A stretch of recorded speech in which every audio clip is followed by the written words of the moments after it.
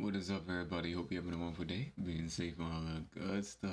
We have some more Kamen Rider for you, and not only that, we have my favorite Kamen Rider here. But easy win. Unbeknownst to him, this video will be linked in the description down below, so please check out the original content. I appreciate that very much. Hit the like button to sub if you enjoy it. boss sees in Call of Duty split screen vision, meaning he's a problem. Boy teleport the buffer, hit him with the.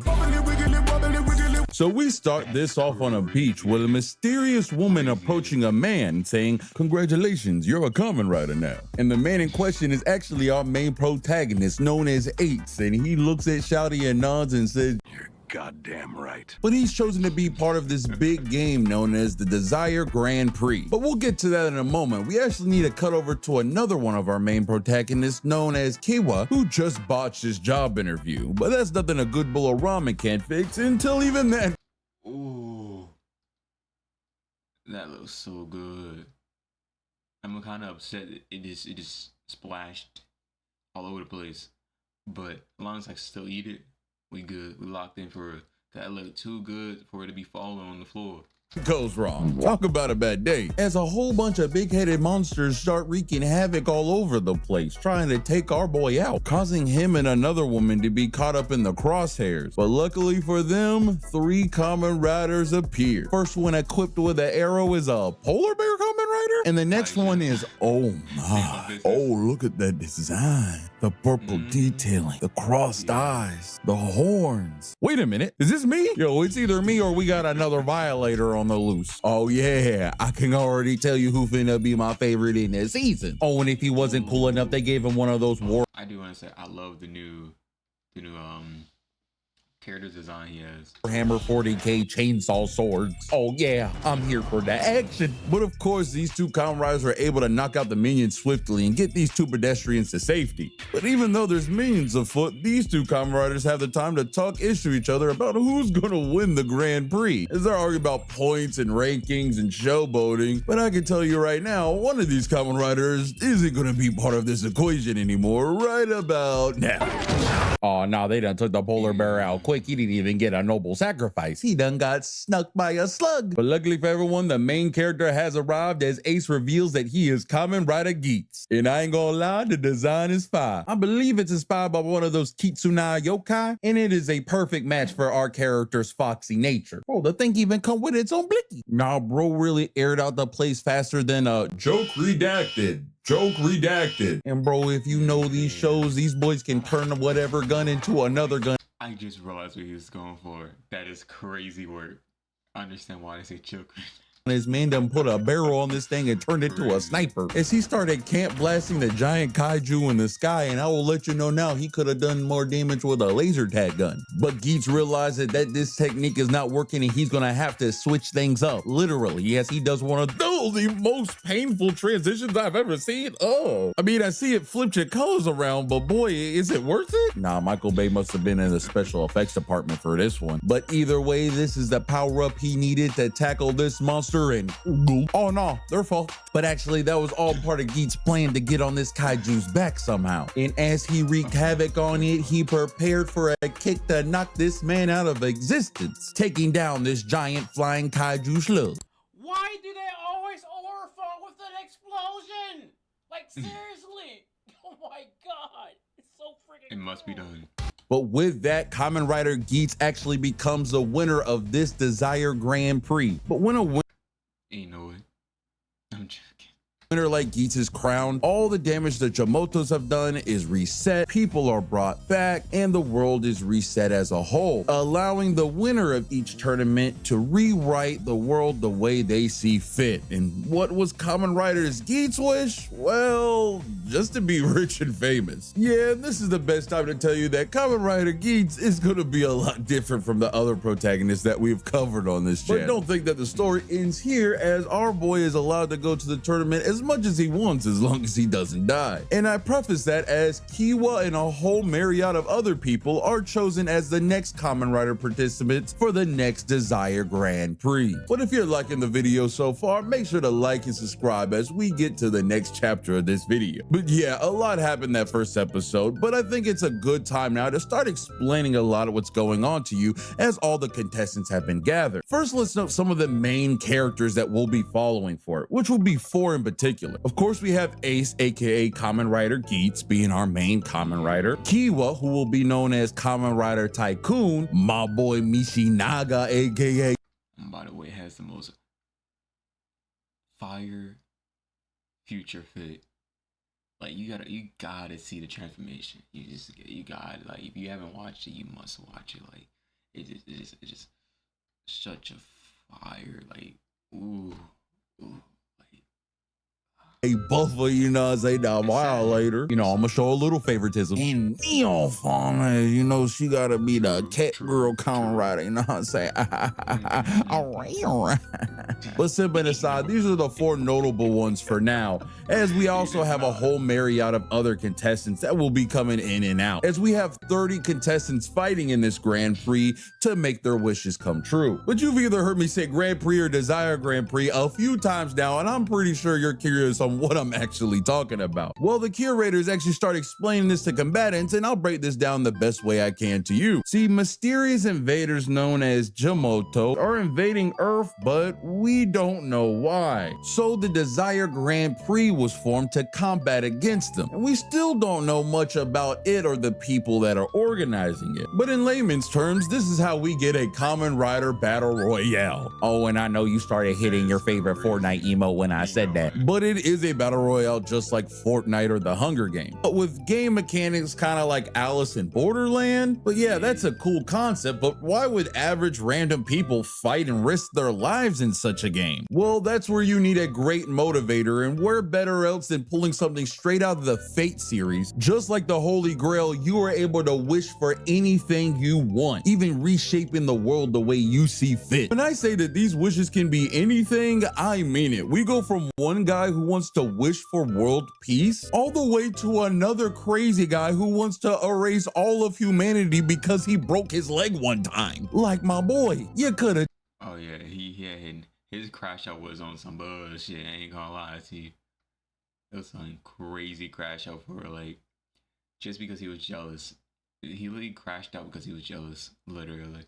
Crazy work. Just wish for that to never happen. I'm just saying, when your first option is to go full Scarlet Witch, you probably need to think about some more options. But now that they're caught up and you're caught up, let's get into the first game for these contestants, as they get dropped in with no suits and have to fight all these monsters barehanded. But people like GEATS and Buffa, who are no stranger to this, are able to beat the loot boxes out of these guys. And no, that is not a hyperbole. These are actually loot boxes, as these loot boxes contain things known as rise buckles. That's basically the way our Kamen Riders get new weapons and equipment. And these things can vary wildly, from a big overpowered suit of armor able to one-shot bosses, or end up like GEATS and get a water gun. Yeah, boy, this thing feels real pay to win, I ain't gonna lie to you. So yeah, quality may vary, but everything is pretty usable in some extent, especially in the right hand. But with that quick scrap, the first round of the first game is over, and oh my god, what happened to the other contestants?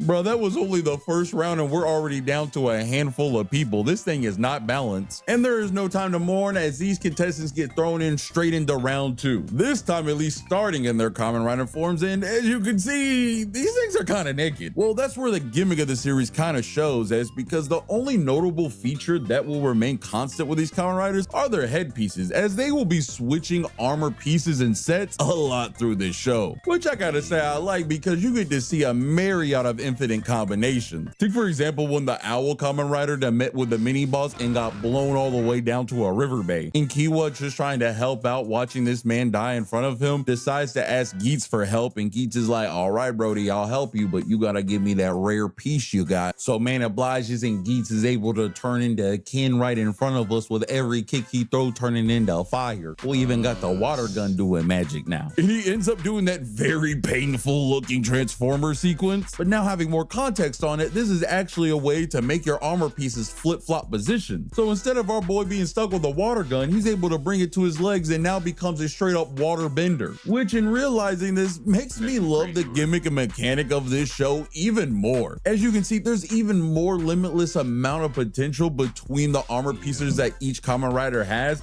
and is really dependent on the creativity of each Kamen Rider to see what they can do with it. But of course, with this power up, he is able to punch a hole straight through this monster, and Tycoon is very thankful. But he approaches GEATS like, "Yo, sir, can I please get my piece back now, please?" This is where GEATS has to break it down to him that the buckle that he has was only good for a one-time use. So GEATS, being the fox that he is, just tricked this man into using the one tool that he had. And this will be the best part for me to rip the band-aid off for you and let you know now that Kamen Rider GEATS is kind of a dick, which is a real change of pace for the other Kamen Riders that we've covered thus far. But I find it funny and refreshing, so I'm here for it. But with that, GEATS is the winner of the first game, and with that, we get to spend a little time with some of the remaining Kamen Riders that we have, as they can go back to their real lives and doing what they need to do, or they can chill in this nice little R&R area that even has its own charming butler. And oh snap, we even get a little bit of diversity this season. Okay, GEATS. With that, let's get into the second game of this tournament, which was straight up Call of Duty Zombies. And GEATS and Buffa, like two guys talking ish in a Call of Duty lobby, start taking bets like, "Yo bro, if I rank higher than you, I get to have your armor piece. How about that?" Oh, and Buffa, the type that never back down, says, "Okay, I'll bet that up," and instantly loses it after the first wave. But it's a good thing that GEATS got this from Buffa, because as the second wave started, things started to go left quick, as the new Polar Bear Kamen Rider was losing his ish and tried to kill Neon, which, to know, attacking another Kamen Rider contestant loses you points. But man didn't care, since he was bit by a zombie, he was trying to take everyone down with him. And if you could tell this is the guy that wished for the world to die because he broke his leg, you would be right. Luckily for Neon, GEATS knows how to save the booty, and he started whooping everybody behind. Nah, this Polar Bear thought he wanted to smoke, but he wasn't ready for what GEATS was dishing out. Man even had to try to snipe my boy, but GEATS is so far with it, he hit that painful looking transformation to dodge the bullet, then kick the zombie up to block this guy's view of sight and knock the stupid out of this man. But sadly, either way, this madman did accomplish what he wanted to do and got Neon bit, which for her means the time is ticking. There is some good news that GEATS gives, saying that, hey, if we can finish this game in time, it will reverse all damages that these guys do, probably even the zombification. But Neon Sadin feels like, hey, just in case I don't make it, I have some things to say to my mother. So she starts come marching in, and her mom gives her a nice Now, this really doesn't have to do much with the story. I just really wouldn't have had to seen it. But yeah, back to the games. Even though this guy tried to sabotage them, our heroes were able to defeat all of the zombies, saving Neon. But because this guy was trying to sabotage them the whole time, he was no longer fit to be a Kamen Rider, being what they called retired. But with Neon saved and the crazy guy out of here, it's time for the third game of this Grand Prix. And this is where the tournament turns from a Grand Prix into Big Brother, as a whole bunch of drama and backstabbing starts to happen. Because for this game, each contestants are paired up in groups of 2. But as you can see, there's only 5 of them, meaning one of them gets the short end of the straw, getting paired up with a character known as Punk Jack, a guy who's mute and cannot take off his mask, which is really bad since this game is card themed and it really depends on your communication skills with your partner to solve it. And I'm just gonna say, these little villain guys are really starting to grow on me. I mean, they're really down for the bit. They really done took and dressed up as one of them Alice in Wonderland card guys. But the team trying to figure out what they're supposed to do just go in for the attack, trying to destroy these monsters, and Eva Buffa trying to do a point blank shot does not kill these guys. And they're gonna have to start realizing the real rules of the game, but because of this failure, it starts to get at some of the team, forcing them to communicate, which Tycoon and Buffa start having an actual heart-to-heart on some things, where Buffa reveals that he's kind of more of a cold character because of what has happened in previous games, where he has seen some of his friends die to these other Kamen Riders, and tells Tycoon if he wants to survive, he's gonna have to toughen up. And he'll have to do it quick because Mary, the other Kamen Rider, decides that he doesn't want Punk Jack as a member no more and wants to switch teams. And he gets what he wishes for by paying for it, and leaves Tycoon at a major disadvantage because he's partnered with Punk Jack now, and that he gave his piece that he got from this game over to GEATS so he could help get Buffa's piece back. But Buffa, really have growing a relationship with Tycoon, doesn't want this to be his end and feels like Mary does not fit for this tournament and decides to betray him and partner back up with Tycoon. And as they figure out that they need to pair the cards together, are able to overcome this game, knocking Mary and Punk Chow out of the tournament. But with our final four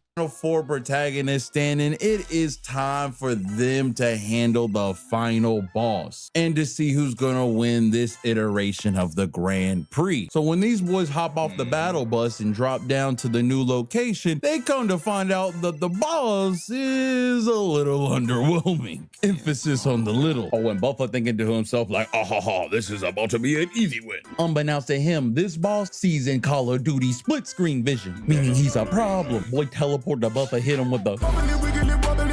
Nah, he hit Buffa so hard he wasn't even sure if he was one of the protagonists anymore. He was like, yo, am I a one-off character? Please, no. Nah, this little gremlin's fast. Luckily, they don't have to catch him, as the game for him is kick the can. So the four riders are like, oh yeah, this is gonna be easy. They dive on in. But the tournament advisors forgot to tell them the other rule, where this thing is pretty much a can of monster energy, and if the final boss drinks it, he can do stuff like this. Nah, he don't really put his hands on our people like... Hold up. I was not seeing that coming. I haven't seen everything of this. I was not seeing that coming though. Nah, you're not that guy, pal. You're not that guy. Oh, and our Kamen Riders realize they ain't gonna be able to do this solo and they gotta team up. GEATS pulls up to Tycoon out of battle being like, yo, bro, I'm gonna need you to put your own to the next one. Trust me, bro. And Tycoon, trusting GEATS for some reason, decides to put everything he has into fighting the boss, just to be revealed that he was the decoy for the mission just so GEATS could get a new armor piece. So let me iterate this again. GEATS is kind of a You know, you were hella wrong for what you did. What are you talking about? And yeah, because of GEATS' power up, he was able to kick the can, but it didn't matter because the monster caught the can, denying them the victory. But Tycoon, feeling so betrayed by GEATS, says, I am not gonna trust you for the rest of my life, which sadly isn't gonna be long. As when they pull up to the monster yet again, Tycoon ends up taking the brunt of the force that the monster is unleashing. And GEATS try to use our boy as a decoy again so he could get a lick in on the monster. Luckily, that buckle said denied and equipped itself onto Tycoon, as it sought him as the rightful owner of the piece. And boys, when I tell you this thing done turned him into a real life shonin of the Elite Village, I am not saying this as a hyperbole, as man uses the log version of the substitution jutsu straight from the anime. And oh yeah, our boy was feeling the power up. He was dang near Naruto running into Area 51 with this. Oh nah, man was really putting work over here on Cactus Jack. Poison Ivy would have been pissed what she would see being done to this plant. Boy was schmooving across, man, easy breezy. But with putting his all into it, he opened an opportunity for the other Kamen Riders to kick the can. But this is where our boy would be falling out of the competition, as his buckle piece broke. And sadly, this is where his death is kind of in vain, because the final boss literally moved the goalpost and is still around. So the game organizers, realizing that the Kamen Riders are going to need a little more help defeating this boss, the game master himself steps in to help, gifting them each an egg, which you can guess it contains a loot box. Nah, I know Ubisoft would be proud right now, saying that the power-ups inside will help them defeat the boss for good. And I ain't gonna lie, I don't know what this guy was smoking, because what Buffa and Neon got was kind of useless. I mean, boy got a drill and Shawty got a helicopter blade. And when you compare that to what GEATS gets, getting a whole new armor piece, I feel like my boys got the short end of the stick. But bro, the armor piece GEATS get, called the monster armor, is pretty dope. But my favorite part gotta be the belt with the little sleepy monster on it, and he gotta slap to wake up so he can get to work. But my boy done put all the power he had to go plus ultra and knock this final boss out for good, letting our Kamen Riders save the day yet again. But that also means that GEATS wins the Grand Prix again, and that means he gets to fulfill his wish, which might be even weirder than the first one, as he wishes the Grand Prix organizers to be his family. And we also learned that the Game Master also happens to be that butler that I briefly mentioned that's there when they're in their R&R place. But another charming character having a twist like this, I can't keep taking it, Kamen Rider. But yeah, they might have finished the Grand Prix already, but that doesn't mean they're not going to keep doing it again and again, because as you might be able to tell, GEATS is wishing for small things because he doesn't really want much. The thing he truly wants is to know the truth behind the Grand Prix organizers. As in, what's the truth of the Jamoto? Why did they keep calling the Grand Prix a production and show? How are they even able to fulfill these wishes that people ask for? Well, all that will have to wait for the next time we cover Kamen Rider GEATS. But shout out to my boy Silver Crow for helping me out with the video and coming to Cameo. Check out his channel, he's cool people. We'll be finishing Kamen Rider builds next, so make sure you're subscribed for that and check out those videos if you have. Okay. Hey, W video once again, love it. I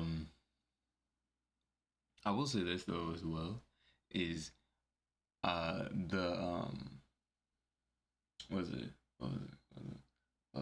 the fits get even better. The fits get even better. Like you think the fits right now is like cool and everything. The fits get even better. But other than that, hope you enjoyed the video as much as I did. Don't forget to like button, to sub, and I'll see you in the next one. Thank you. Oh yeah, the video will be linked in the description down below, so please check out the original content.